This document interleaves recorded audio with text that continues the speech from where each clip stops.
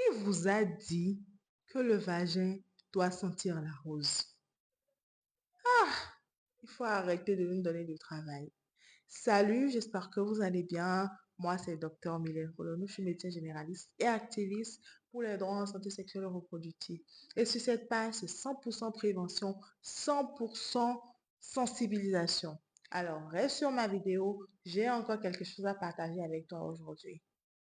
Vous savez que quand je suis de garde là, je suis inspirée. Voilà. Du coup, je reçois une patiente, une jeune dame, qui me dit qu'elle a un problème, qu'elle a l'impression que son vagin ne sent plus bon. Je dis d'accord, ok. Et elle m'explique un petit peu sa routine. Vous savez ce qu'elle fait?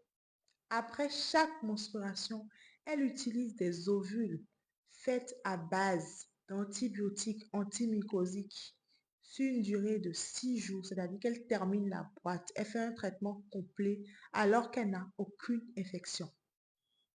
Est-ce que vous imaginez qu'elle n'est pas la seule à faire ça, qu'il y a beaucoup de personnes qui font ça? Le vagin s'auto-nettoie, s'il vous plaît. Quand on dit ça, c'est comme si on n'avait pas envie de vous laisser entretenir le vagin, etc. Entretenez votre vagin comme vous le voulez, mais laissez-le s'auto-nettoyer. N'envoyez pas de l'eau, n'envoyez pas des produits qui ne vous sont pas prescrits. Parce que ce que vous risquez de faire, c'est que vous allez dénaturer la flore vaginale. Et ça va vous créer beaucoup plus de problèmes que vous ne pensez. Pour preuve, cette patiente a enchaîné les infections vaginales à répétition. Elle a tellement enchaîné les infections que finalement, les bactéries sont remontées vers ses trompes. Et actuellement, elle gère un problème beaucoup plus grave. Faites attention aux petits gestes du quotidien. Vous connaissez l'effet additionnel des facteurs de risque. C'est pas parce que vous avez eu un facteur, vous avez eu un comportement à risque une fois que vous allez forcément avoir les conséquences là tout de suite. On vous parle en termes de conséquences sur la durée, conséquences en termes de multiplication, addition des différents facteurs de risque. Faites très attention. Quand on vous parle, c'est parce que à chaque fois, on a des expériences.